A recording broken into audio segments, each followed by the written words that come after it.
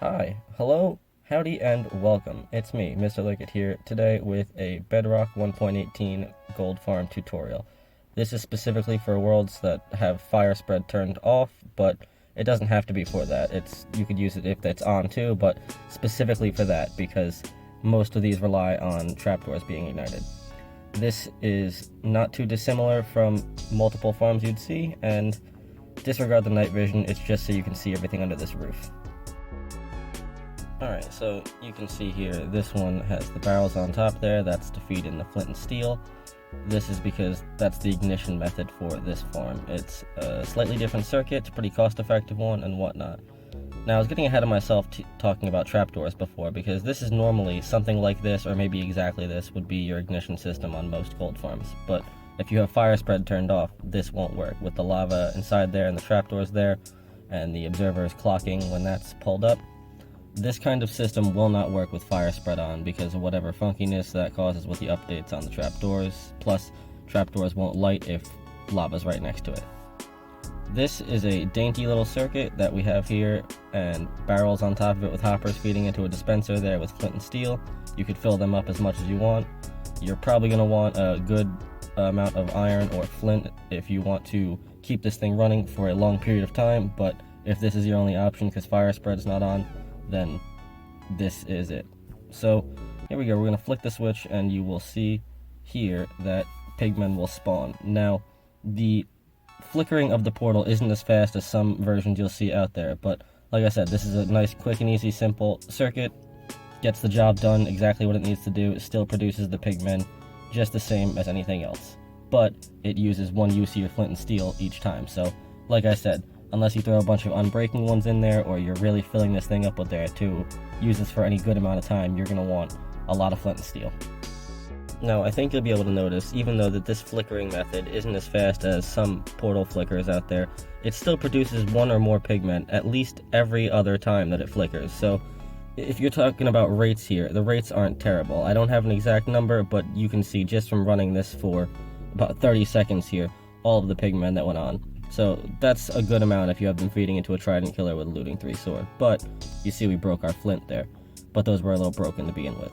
So I'm going to turn on peaceful, get rid of these guys so they don't cause an issue, and make them go away because they will not spawn on peaceful either. They are considered a hostile mob. Now with that being said, let's take a look at portal size. You can see the walls here are a little thickness, but that's because I was, testing some things out. The largest portal you can light is 21 by 21 on the inside, so that means the frame of it is going to need to be 23 by 23. So if this block here was your first block, then the one all the way over there, this will be your 23rd block. So the inside, you see, will be 21 wide, and the whole frame will be 23. You're going to want to make a square out of that to make the largest possible portal you can have. That will increase your spawn rates of pigmen because every tile has the chance to spawn one when the portal flicks on and off. So, without any further ado, let's go ahead and jump right into this build. Alright, well, you could build this underground, above ground, anywhere you want, as long as it's above Y0. But, you see right here, I'm at Y4. We're going to go up 22 blocks, okay? Now, I sped this part up a little bit, too, in a moment, because, well, one, you'll see me suck at counting, and two, it's pretty similar to most things in this channel. You got 11 on either side from your main pillar. Now, I know you're going to say, oh, you only went up 17 blocks. Well, 18th would be the obsidian block that I have here. See, I can't count. I'm trying to make sure, okay, get the right amount on here. Alright. That's pretty much how we gotta do it, double check your work, make sure it's right the first time. And now that we have our baseline here, we can go ahead, slap our obsidian on top of that, and right here on the corner block, your 23rd one, you're gonna go ahead and, not that, you're gonna put your obsidian wall up, all the way up. Make sure I'm just, sucking at counting here again, speed it up a little for you. It's 23, and you go over another, 22, go up here, 21, there we go, and 23 by 23 frame, square. You should have something that looks like this. Now look at that, we are already halfway there with the farm. Now we're going to go ahead and start putting in the channel. And with this, I also sped it up a little bit here because you're going to watch me suck at counting again, but you're going to want to put a channel in, and it's going to go down a level twice before it pushes your pigmen into the kill chute. like I said, it's very similar to a lot of the other iron farm or gold farms that work this way, but this one just works for worlds that don't have fire tick. Now, like I said, you're going to watch me suck at counting, but you're supposed to go 7, then 7, and then 8. You go 7, and then go 1 down, and then you go 8. So that will make your water flow directly to the edge. You'll see that here in a second. I'm going to zip through this and put these blocks in, and then I'll show you what I'm talking about. And we put the water in, and it didn't flow because I sucked at counting here, so we break 1, and then only to realize that I have a hole in the wall over here. But, you know, we'll just fix that real quick and throw this all together. Break that, and there you go. And 7, 7, 8, fill those in. You'll see that would be your kill shoot 1. And that's pretty much all there is to it. See, I'm counting up here, making sure it's all good. So no matter where your pigmen fall out of it, the portal, they will do that. Now you want to make sure you put the channel on the correct side of the thing. Now here you'll see me struggle to put the kill shoot in, but you know, all of these solid blocks just to make sure they go exactly where I want them to go. And it's, you know, it's pretty simple. Like I said, half of the farm was just building the portal itself. It's not that crazy from here on out. You put a wall up here, you make sure they fall in when they're supposed to, put it up to match with the bottom of that, and there you go. Just like that, we are done with that portion of the farm, pretty much. So let's move on to the next part here.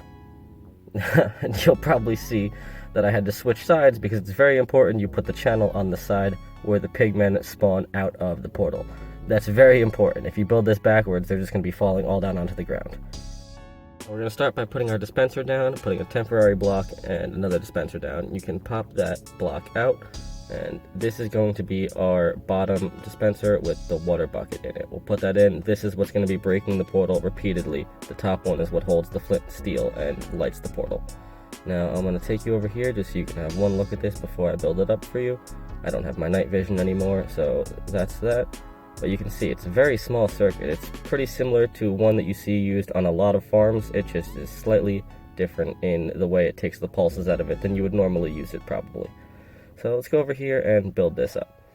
You're going to want to put the blocks out there. So you have a temporary block. That will be your redstone one. You're going to build a little T up here and then bust that middle piece out. And now drag that over and a little bit of an L to the side of your dispenser. Now you could put the redstone on top of the dispenser too here, but this will make it so you can put a hopper on top of it and, you know, keep filling it with flint and steel. Put your dust down, you put your torch down, make sure you put your repeater in the correct direction, otherwise it will not clock, and you'll see it start to clock here. Now the main pulse we're going to be taking out of is the torch pulse, and that one down on the bottom is pretty much just to power the block when it comes in contact with it. You'll see that in a moment here. You turn that on, turn it off. No switch, keeps going. So there we go. Just about done here. Now throw another redstone on top of that. Crouch place on top of this repeater, and you can just bring that L right around to the side of the dispenser again.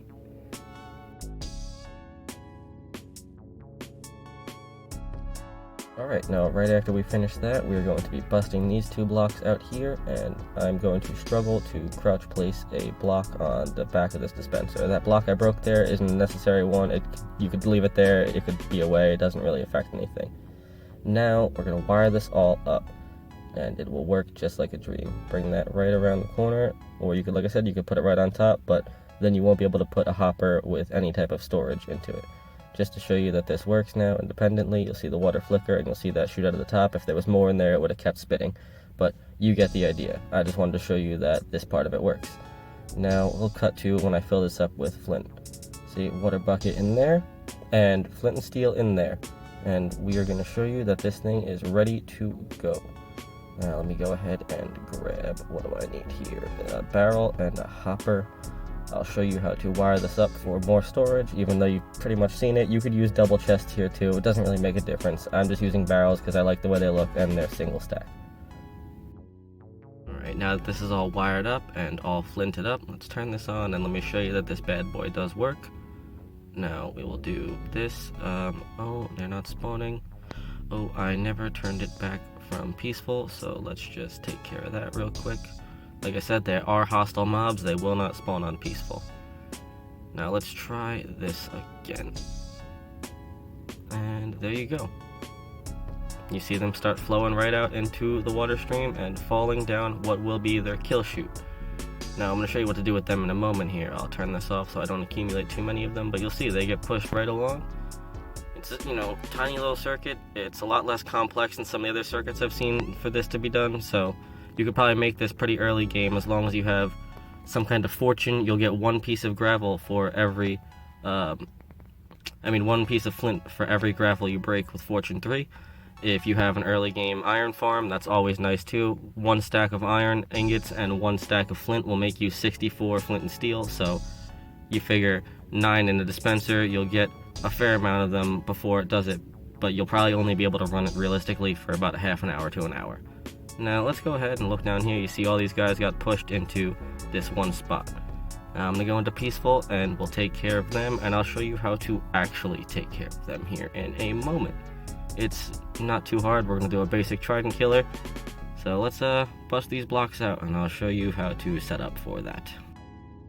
Now, what you're going to see me do here in a moment is I'm going to mark out the area that I'm going to need for the trident killer, just so I'll see where they're going to line up in the kill spot and where they're going to come out of in the chute, and all that, how much space I'll need for the trident killer. You're going to need a little bit of a 4x4 around where you want them to be, or for any trident killer, but this one especially so it links up with them coming down in the back corner, because that's just where I like them to fall, because you'll always have a piston extended with this. So you're going to see every block here I have around the ring, it represents a block you need for the trident killer, or maybe not necessarily a block because a torch is in there, but you could use a piece of redstone, a torch, or a rail.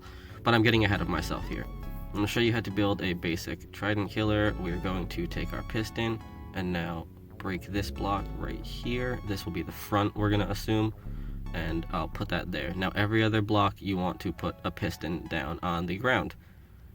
Now we're going to follow that up with a torch on the side of every piston. Now, not on that one, but on the corner side of every piston. We come around, pop them on, and now we're going to pop that on. And now for the final piece, the only 4 observers you're going to need in this farm. So if you have somewhere you can get obsidian early game, like I said, this can be a pretty early game farm if you're in a non-fire tick world. But every one of these observers, they just have to face the torch that's on the corner next to them, and they will start to pulse very shortly here. You'll see if we come around the front, and I'm going to bust that off just so you can see. It'll fire once, and then once I put that one back, it'll keep firing because the pulse will go all the way around until we power one of these things. So let's go ahead and grab our lever, and I'll show you that. You'll see I already have one in my inventory, but I don't realize that here. So flip that off, and bam, break that. Doesn't. You can also put it on the block in front of it. That's fine too. Now we're going to go ahead and fill these in, and that's pretty much the bulk of it done. Okay, now what are we going to fill this up with? We're going to use glass here pretty much all the way around. You do not need to use glass here except for on the very front of it, so you can collect the XP from the farm itself, which it puts out a fair bit of. I'm going to put glass on most of these sides here just so you can actually see what's going on, and we're going to put that up there. I'll use some solid blocks here. You see what I'm talking about, like just on these sides and maybe the back, but the front needs to be glass. That's pretty much it, but for this purpose I'll just leave it like this. Now you see this turns on, and you would just stand up against here if the other part of it was at floor level, or you could stand right there in the corner, but you might pick up the trident that way. There's a bunch of ways you can collect that in.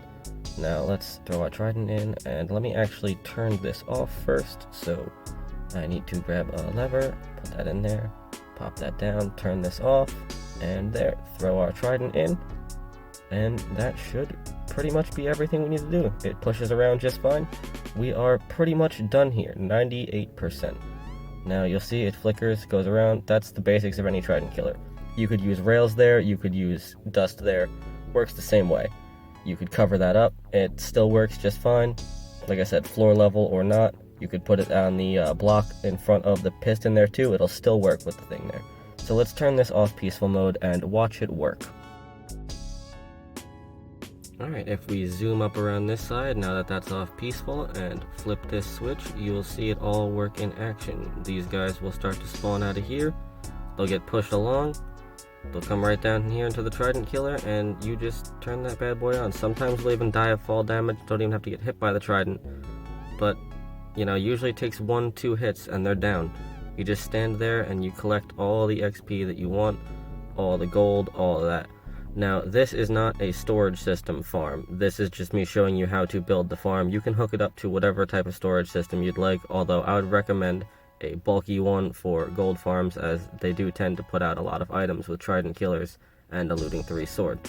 Now, you see, these will just take a little bit of damage each time, but like I said, if you plan on running it for any lengthy amount of time, you're probably going to want to stock it with a lot of flint and steel. How you get that flint and steel is on you, but we'll just turn that bad boy off for now, and you can see these guys float right on to their demise. Something else I'd like to note is that you could hook the power switch up with a repeater into that block, or, you know, running down to a switch somewhere else, or running down to a torch tower and put it near your trident killer if you'd like to. You could run the power switch to a bunch of different places. Now, unless you want to keep it in 2 different spots, you could also do that. Like I said, extremely minimalist redstone, 5 torches, a bit of dust, 4 pistons, 1 sticky piston, 4 observers. Not a whole lot going on here. It's pretty simple. If you made it this far, I just want to say thank you, and if you liked what you saw here today, if you learned something, anything, like, comment, subscribe. Let me know down below. Was this something you knew already? Was this a different design you've seen before?